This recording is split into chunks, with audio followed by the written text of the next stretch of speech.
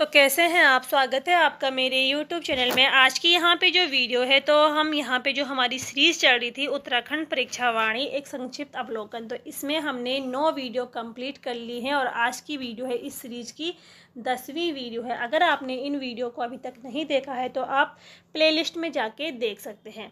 तो चलिए यहाँ पे शुरू करते हैं आज की वीडियो। शुरू करने से पहले अगर आपको चैनल पे नए हैं तो चैनल को सब्सक्राइब ज़रूर करिए, वीडियो पसंद आती हो तो लाइक करें और शेयर भी करिए। तो चलिए यहाँ पे देखते हैं आज का पहला क्वेश्चन। अलकनंदा व पश्चिमी धौलीगंगा का संगम कहाँ पे होता है? तो इन नदियों का संगम होता है विष्णु प्रयाग में। अलकनंदा और ऋषि गंगा 2 का संगम कहाँ पर होता है? तो देखो राज्य में जो ऋषि गंगा है तो 2 ऋषि गंगा नदी बहती हैं, ऋषि गंगा प्रथम और ऋषि गंगा द्वितीय।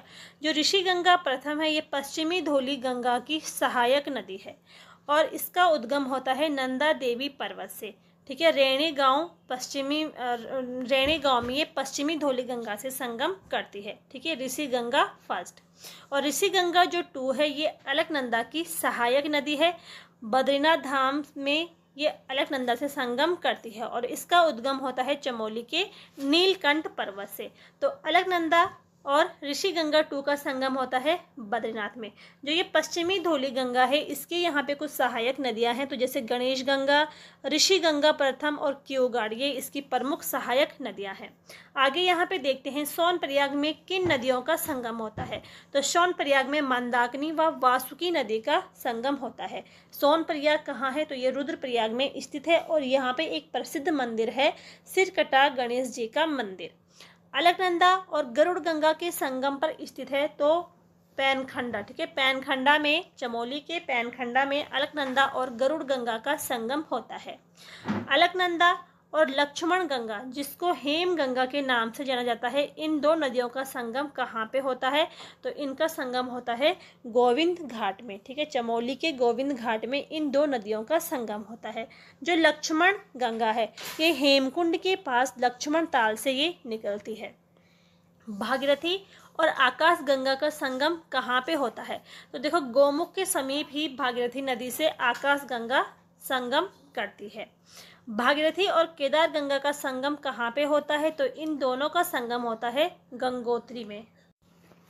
अगला क्वेश्चन यहाँ पे है, उत्तरकाशी में लंका नामक स्थान पर किन नदियों का संगम होता है? तो उत्तरकाशी में भैरव घाटी में लंका नामक स्थान है जहाँ पे भागीरथी और जाह्नवी नदी का संगम होता है। जाह्नवी नदी इसको जाड़ गंगा के नाम से भी जाना जाता है। तो अगर क्वेश्चन बनता है उत्तरकाशी के लंका नामक स्थान में या भैरव घाटी में किन नदियों का संगम होता है? तो भागीरथी और जाह्नवी नदी का संगम होता है। भागीरथी और जलंधरी नदी का संगम कहाँ पे होता है? तो इन 2 नदियों का संगम होता है हर्षिल में और जो हर्षिल है ये सेब के लिए प्रसिद्ध स्थल है।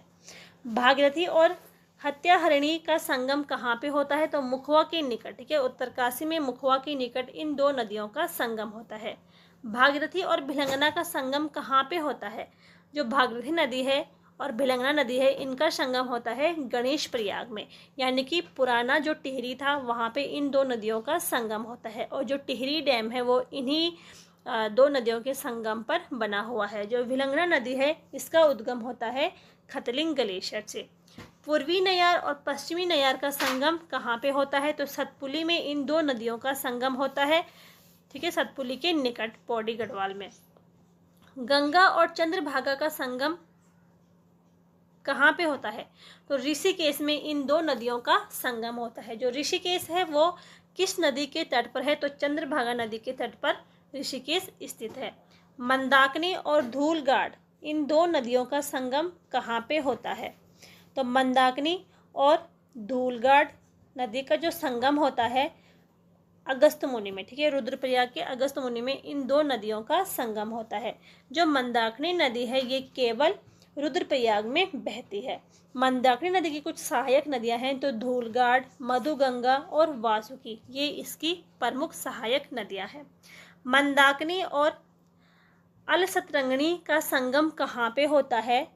तो इन 2 नदियों का संगम होता है सूर्यप्रयाग में और सूर्यप्रयाग कहाँ है? ये रुद्रप्रयाग में स्थित है। इस नदी को अलसरगाड़ और लस्तर नदी के नाम से भी इनको जाना जाता है। सरयू व गोमती का संगम होता है, तो बागेश्वर में संगम होता है सरयू और गोमती का। जो ये सरयू नदी है इसको गंगा के समान और गोमती नदी को यमुना के समान माना गया है स्कंद पुराण में। गोमती और गरुड़ गंगा का संगम कहाँ पे होता है, तो बैजनाथ में इन दो नदियों का संगम होता है। पनार व सरयू नदी का संगम कहाँ पे होता है, तो काकड़ी घाट में होता है पनार और सरयू नदी का संगम। जो सरयू नदी है, इस सरयू नदी को कुमाऊं की सबसे पवित्र नदी इसको माना जाता है। काली नदी और कटिपानी घाट के संगम पर स्थित है। तो तालेश्वर जो है वो तालेश्वर, ठीक है, पिथौरागढ़ के तालेश्वर में किन नदियों का संगम होता है, तो काली नदी और कटिपानी घाट नदी का संगम होता है पिथौरागढ़ के तालेश्वर में। सरयू और पूर्वी रामगंगा का संगम होता है, तो पिथौरागढ़ के रामेश्वर तीर्थ में इन दो नदियों का संगम होता है, सरयू और पूर्वी गंगा का। काली और सरयू का संगम कहाँ पे होता है, तो इन दो नदियों का संगम होता है पंचेश्वर में। लधिया व राटिया नदी का संगम होता है, तो जो चंपावत में मीठा रीठा साहिब है वहाँ पे किन नदियों का संगम होता है, तो लधिया और राटिया नदी का संगम होता है। रूपिन नदी और सूपिन नदी इन दोनों का संगम कहाँ पे होता है, तो उत्तरकाशी के नेटवाड़ में इन दो नदियों का संगम होता है और इसके बाद ये टोंस के नाम से जानी जाती है। यमुना और रिखवाड़ नदी का संगम कहाँ पे होता है, तो लाखा मंडल में इन दो नदियों का संगम होता है। कालसी में संगम होता है यमुना और टोंस नदी का, ठीक है। यमुना और टोंस नदी का संगम कहाँ पे होता है, तो कालसी में होता है, ठीक है। कालसी और डाक पत्थर के बीच में इन दो नदियों का संगम होता है। जागेश्वर धाम किस नदी के तट पर स्थित है, तो जो जागेश्वर धाम है ये प्रसिद्ध धाम है, उत्तराखंड का 5वां धाम इसको माना जाता है और ये भगवान शिव को समर्पित है।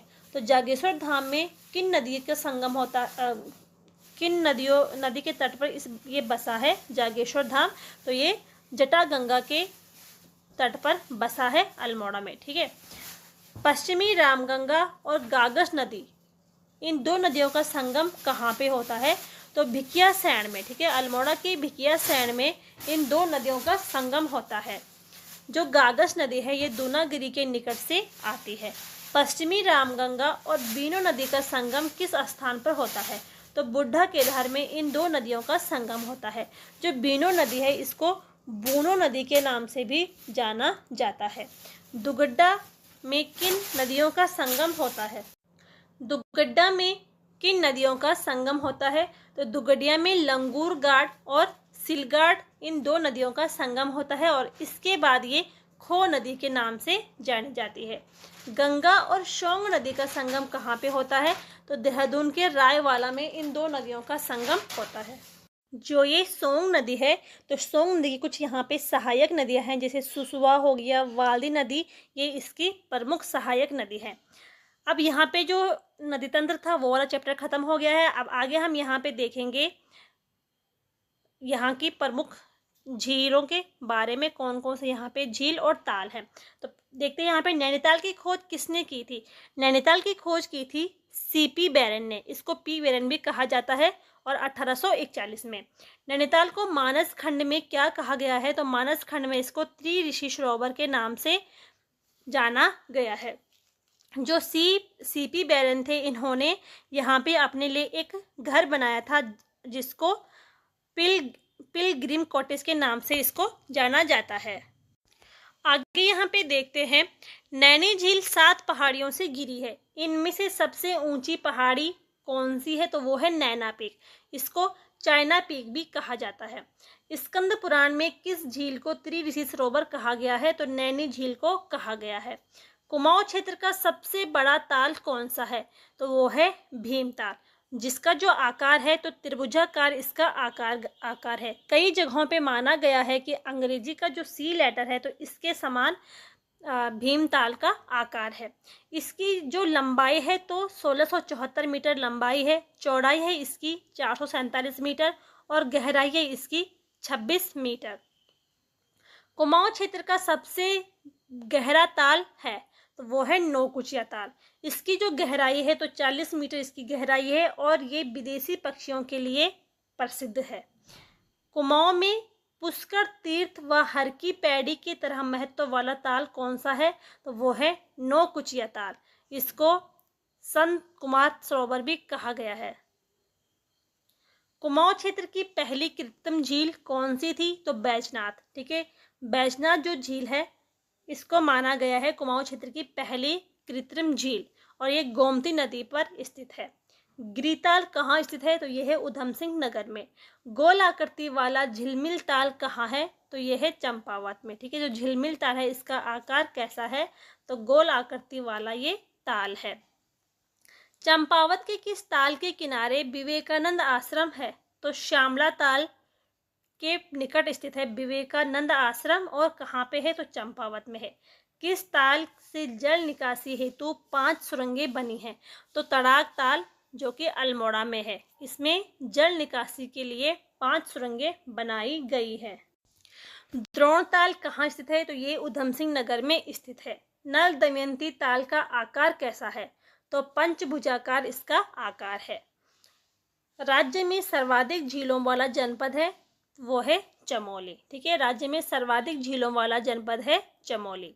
गढ़वाल क्षेत्र का सबसे बड़ा और गहरा ताल कौन सा है? तो वो है सहस्त्र ताल। ठीक है, ये कि टिहरी गढ़वाल में स्थित है। कौन से ताल 2 कटोरे नुमा है जिसे भाई बहन का ताल भी कहा जाता है? तो वो है महासर ताल टिहरी में। इस ताल को भाई बहन के नाम से भी जाना जाता है। किस ताल का पानी लाल है? तो वासुकी ताल जो है इसका जो पानी है लाल रंग का दिखाई देता है और वासुकी नदी का उद्गम भी इसी ताल से होता है। किस ताल के समीप पर्यटक को कभी कभी राजहंस देखने को मिलते हैं? तो राजहंस के लिए प्रसिद्ध कौन सा ताल है? मंसूर ताल जो कि टिहरी में है। शत्रु ताल कहाँ स्थित है? तो खतलिंग के निकट ये स्थित है टिहरी गढ़वाल में। उत्तरकाशी के किस ताल का पानी उबलता हुआ है? तो वो है फचकंडी बयां ताल। तो जो फचकंडी ताल है, फचकंडी ताल या इसको बयां ताल भी कहा जाता है, ये उबलता हुआ पानी के लिए प्रसिद्ध है। तो ये थे आज के यहाँ पे 50 क्वेश्चन और इस तरह से हमने 10 वीडियो में 500 क्वेश्चन कवर कर लिए हैं। उम्मीद है कि आपको यहाँ पे वीडियो पसंद आई होगी। पसंद आई हो तो लाइक करें, शेयर करें और चैनल को सब्सक्राइब भी करिए। मिलते हैं नेक्स्ट वीडियो में, तब तक के लिए थैंक यू।